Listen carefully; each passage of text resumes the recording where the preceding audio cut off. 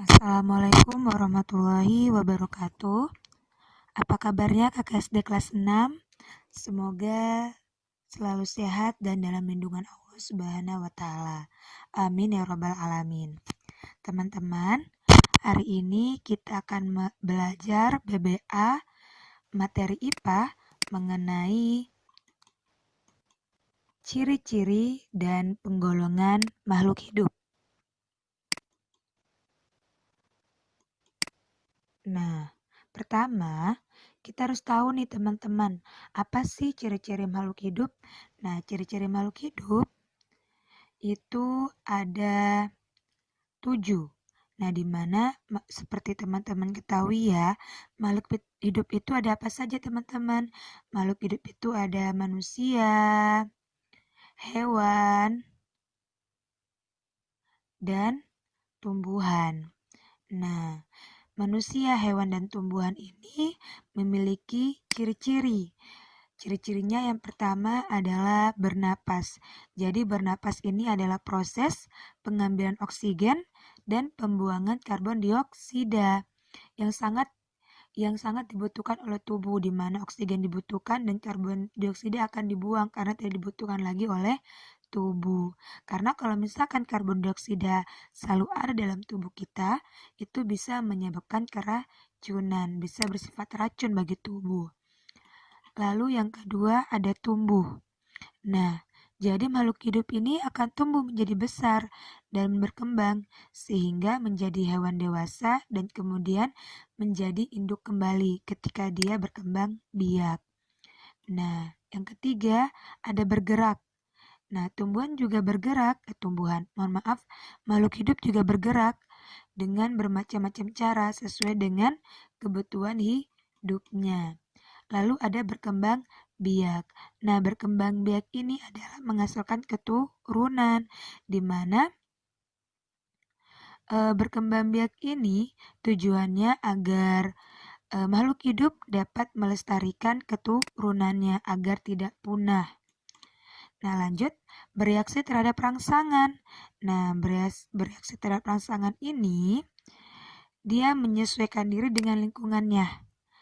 Lalu, suhu tertentu. Nah, makhluk hidup ini memerlukan suhu tertentu untuk hidupnya. Ada beberapa hewan yang memang bisa hidup di suhu-suhu tertentu saja. Seperti itu. Lalu, memerlukan makanan. Nah, semua makhluk hidup memerlukan makanan untuk sebagai sumber energi. Jadi itulah teman-teman ciri-ciri dari makhluk hidup. Selanjutnya, kita akan mempelajari tentang penggolongan makhluk hidup. Nah, penggolongan makhluk hidup ada 2 ya teman-teman ya, di mana kita pelajari tentang penggolongan hewan dan juga penggolongan tumbuhan. Nah, di sini untuk penggolongan hewan ada beberapa yang akan kita pelajarin, yaitu penggolongan berdasarkan tempat hidup, alat gerak, penutup tubuh, jenis makanan, kerangka tubuhnya, dan cara berkembang biak. Kita bahas satu-satu ya.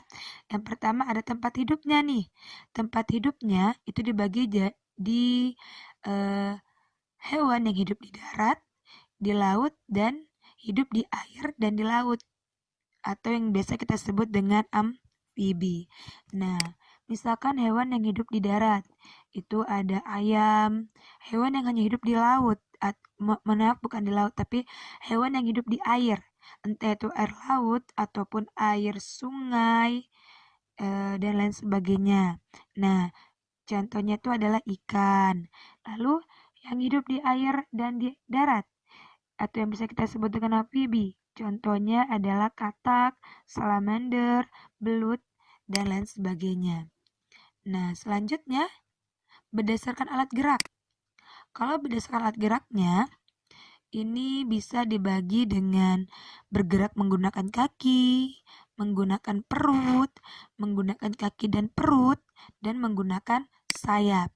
Nah, kalau menggunakan kaki teman-teman sudah tahu ya, misalkan yang punya kaki nih, ada kuda, ada singa, jerapah, ayam, dan lain sebagainya. Lalu yang menggunakan perut, ini dia bergerak dengan menggunakan perutnya ya, misalkan pada cacing ataupun pada ular. Nah, lalu ada lagi yang bergerak dengan menggunakan kaki dan perutnya. Dia menggunakan kaki sekaligus menggunakan perutnya, misalkan pada komodo, bunglon, dan juga pada cicak. Lalu yang terakhir bergerak menggunakan sayap. Nah, hewan-hewan yang bersayap ada burung, kupu-kupu, dan juga capung. Lalu yang ketiga, penggolongan hewan berdasarkan penutup tubuhnya. Penutup tubuhnya ya. Jadi di sini ada hewan yang menutup tubuhnya dengan berbulu, berambut, bersisik, dan berlendir. Ini berbeda kakak ya. Kalau berbeda antara berbulu dan berambut, kalau berbulu dia bercabang, sedangkan berambut itu hanya satu cabang saja. Misalkan nih, berbulu itu pada burung. Nah, kalau berambut itu pada kucing. Misalkan pada rambut apalagi selain kucing, orang utan, monyet, harimau itu berambut ya.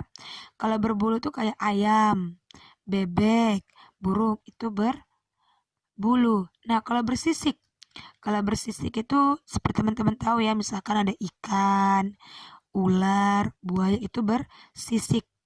Jadi penutup tubuhnya itu berupa sisik. Lalu ada juga nih yang berlendir. Kalau berlendir itu misalkan yang sering sekali teman-teman lihat itu seperti lele, itu berlendir, belut, dan juga cacing. Lalu penggolongan hewan berdasarkan jenis makanannya itu ada herbivora, karnivora, dan omnivora. Bedanya apa? Kalau herbivora, dia hewan pemakan tumbuhan dari kata herbi. Nah, kalau karnivora itu hewan yang pemakan daging, karni. Sedangkan omnivora adalah hewan yang pemakan daging dan tumbuhan atau yang biasa kita sebut dengan hewan pemakan segala-galanya. Nah, contohnya pada herbivora itu pada kambing, terus ada jerapah, domba. Lalu kalau karnivora itu contohnya pemakan daging, ada burung, ada singa, dan ada buaya. Kalau omnivora pemakan segalanya, misalkan pada ayam, ada itik, dan ada simpanse. Lalu penggolongan hewan berdasarkan kerangka tubuhnya. Ini ada hewan yang bertulang belakang dan hewan yang tidak bertulang belakang atau yang bisa kita sebut vertebrata dan invertebrata. Vertebrata itu yang bertulang belakang dan invertebrata yang tidak bertulang belakang atau tidak memiliki rangka tubuh. Nah, contohnya hewan-hewan yang bertulang belakang nih, vertebrata itu hewan bertulang belakang. Misalkan ada pada mamalia, hewan menyusui, aves pada burung-burungan, reptil ada hewan-hewan melata, amfibi hewan yang hidup di dua alam seperti kodok, pisces ikan. Nah, berbeda pada hewan yang tidak bertulang belakang yang tidak memiliki kerangka tubuh. Nah, contohnya ada siapa? Ada kepiting, terus ada serangga, udang-udangan, moluska atau kerang-kerangan, dan juga ada laba-laba. Itu adalah hewan-hewan yang tidak bertulang belakang. Lalu yang terakhir, cara berkembang biak. Nah, cara berkembang biak ini ada ovipar, dan ovipar. Bedanya apa teman-teman? Kalau ovipar itu adalah hewan yang berkembang biak dengan cara bertelur. Contohnya hewan yang bertelur, misalkan ada cicak, ada ikan, katak, ayam, dan lain sebagainya. Nah, kalau vivipar itu adalah hewan yang berkembang biak dengan cara melahirkan atau beranak. Contohnya pada siapa yang beranak?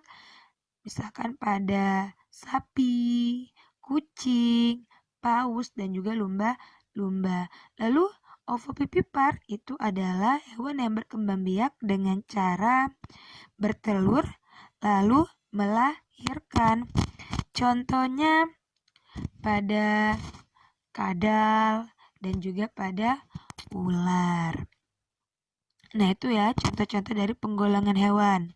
Jadi perhatikan, kalau misalkan nanti ada hewan dikelompokkan, misalkan nih ada pengelompokan antara eh, sapi misalkan, terus ada cicak dan juga ada kadal, maka pengelompokannya itu berdasarkan cara berkembang biak.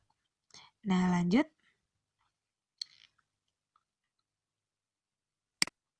Kita akan menggolongkan tumbuhan. Nah, untuk penggolongan tumbuhan ini itu ada beberapa. Yang pertama ada tempat berdasarkan tempat hidupnya, bentuk tulang daunnya, tempat cadangan makanannya, berdasarkan akar, bentuk biji, jenis bunga, dan juga batangnya. Kita bahas satu-satu ya.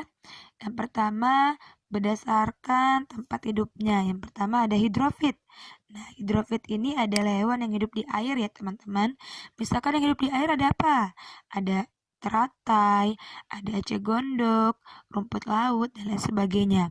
Nah, kalau higrofit dari kata higro, berarti hewan yang mohon maaf bukan hewan, tapi tumbuhan yang hidup di tempat yang lembab. Misalkan ada lumut dan paku pakuan.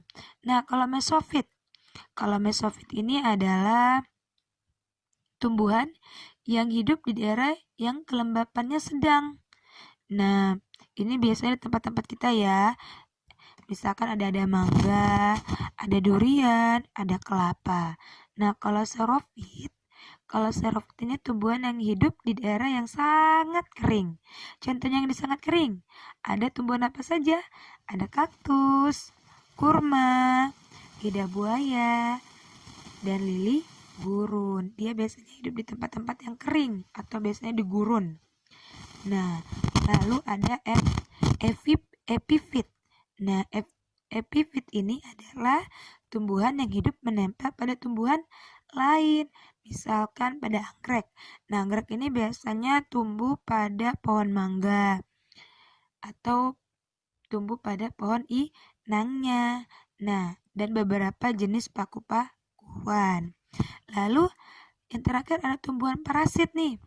Kalau tumbuhan parasit dari kata juga parasit ya, berarti dia akan merugikan. Nah, biasanya dia akan tumbuh atau menempel pada tumbuhan lain di mana dia akan menyerap nutrisi yang ada dalam pada tumbuhan lain. Sehingga tumbuhan lain akan merasa merugikan. Contohnya apa? Misalkan benalu yang hidup pada inangnya. Nah, lanjut ya. Yang kedua kita bahas tentang penggolongan hewan berdasarkan bentuk tulang daunnya. Nah, di sini misalkan tulang daun menyirip, tulang daun sejajar, menjari, dan melengkung. Menyirip itu bentuknya seperti ini ya.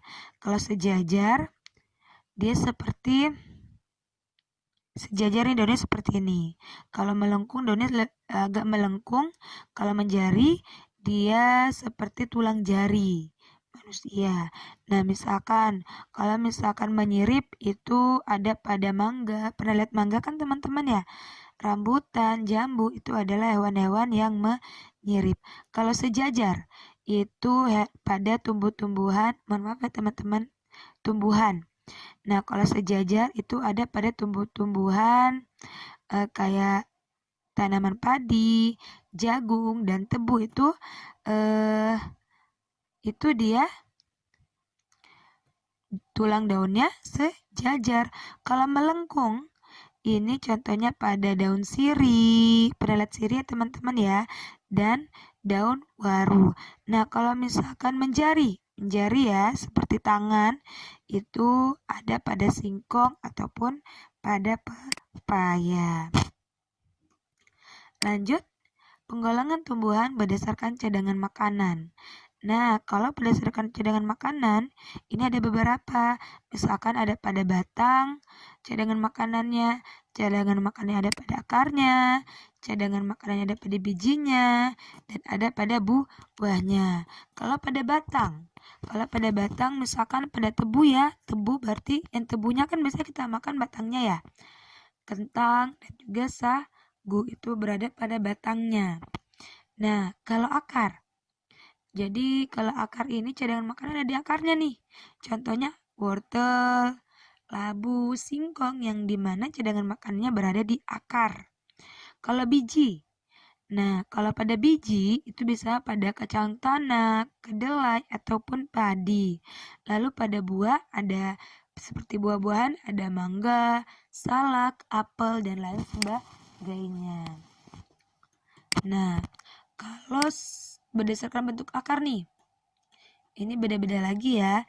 Misalkan pada akar tunggang. Nah, akar tunggang itu bentuk seperti ini ya. Dia ke dalam atau dia tidak menyebar tapi dia memanjang ke inti bumi. Contohnya pada jambu, mangga dan cabai.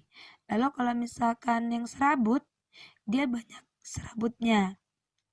Nah, contohnya pada tebu, jagung, kelapa, atau enggak pada bayam, itu semuanya berakar serabut. Nah, kalau akar gantung, teman-teman pernah lihat nggak akar gantung? Akar gantung biasanya ada pada pohon beringin. Kalau teman-teman pernah melihat pohon beringin, maka pasti teman-teman melihat tuh pada batangnya itu akan banyak menjuntai ke bawah akar. Itu namanya akar gantung.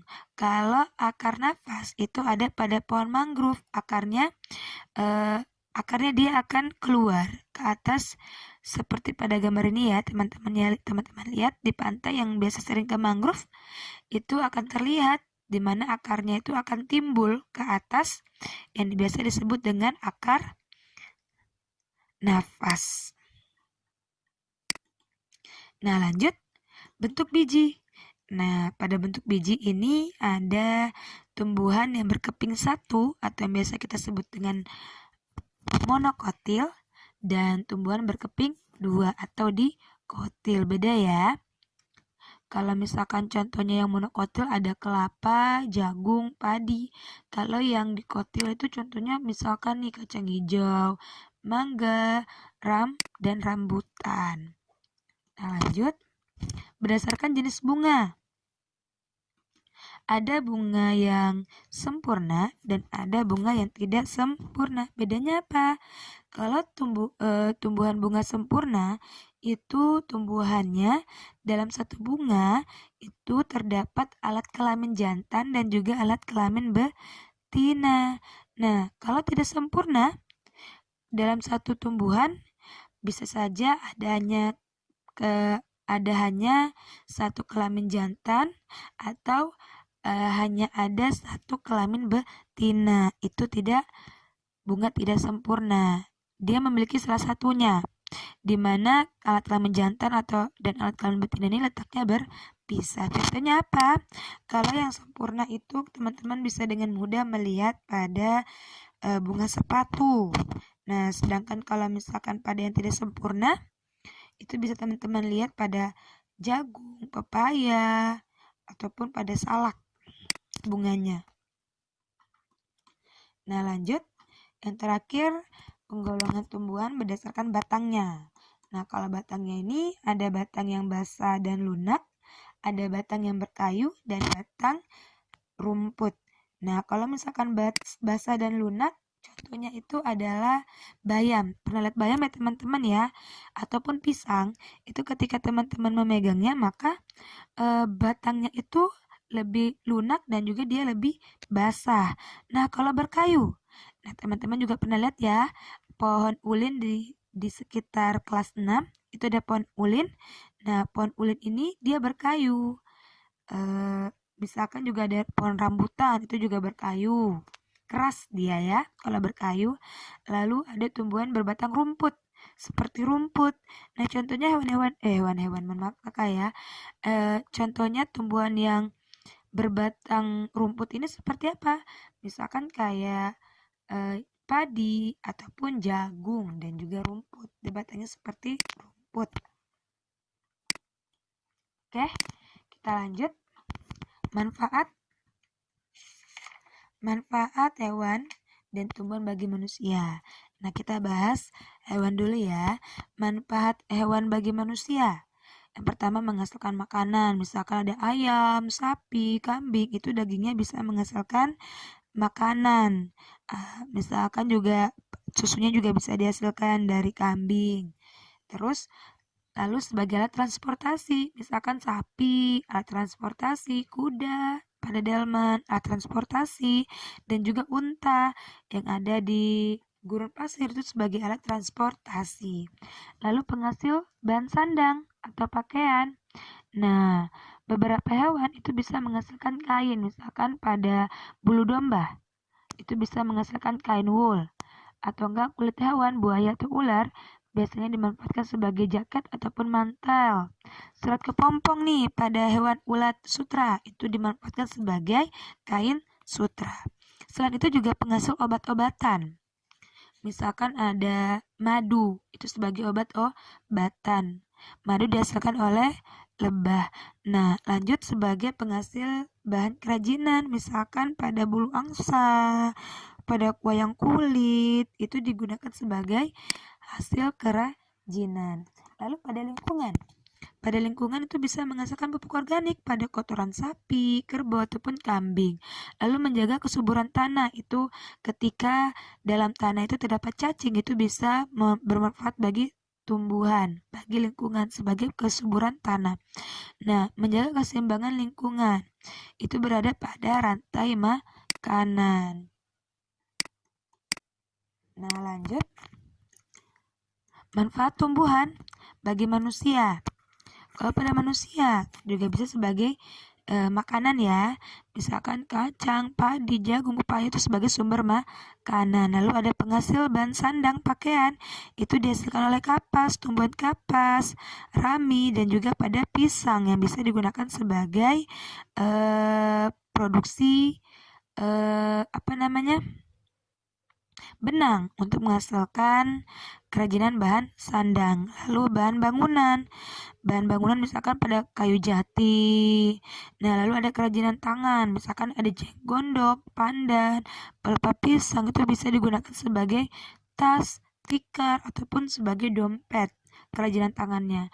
Nah, lalu ada bahan industri, ada kayu, pohon karet, kelapa sawit itu sebagai bahan industri dan juga sebagai obat-obatan tradisional, misalkan ada jambu biji, cengkeh, daun sirih, dan lain sebagainya. Masih banyak ya sebagai obat-obatan tradisional. Lalu kalau bagi lingkungan apa manfaat tumbuhan? Yang pertama sebagai penghasil oksigen ya. Jadi tumbuhan itu adalah penghasil oksigen. Lalu juga dia selain penghasil juga dia yang menyerap karbon dioksida sebagai baku untuk fotosintesis. Lalu juga tumbuhan juga sebagai mencegah erosi dan banjir karena kemampuan tumbuhan itu dalam menyerap dan menyimpan air. Lalu juga manfaat tumbuhan itu sebagai habitat atau tempat tinggal beberapa hewan, misalkan burung yang tinggal di pohon dan beberapa jenis serangga. Jadi itu ya manfaat dari hewan dan tumbuhan bagi manusia. Oke teman-teman, selanjutnya teman-teman silakan mengerjakan penugasan di pengayaan 1 sampai pengayaan 4 ya. Jadi dikerjakan 1 sampai 4 di halaman 10 sampai halaman 17. Nah, teman-teman nanti bisa langsung mengirimkan jawabannya ke Bu Rizka ya. Selamat mengerjakan teman-teman. Oke, Ibu Guru tutup ya teman-teman ya. Semangat mengerjakan, semoga dimudahkan. Dan Ibu tunggu tugasnya sampai jam 9 malam. Ibu mohon maaf ya jika ada salah-salah kata dan salah-salah pengucapannya. Selamat mengerjakan dan tetap semangat ya. Ibu tutup. Wassalamualaikum warahmatullahi wabarakatuh.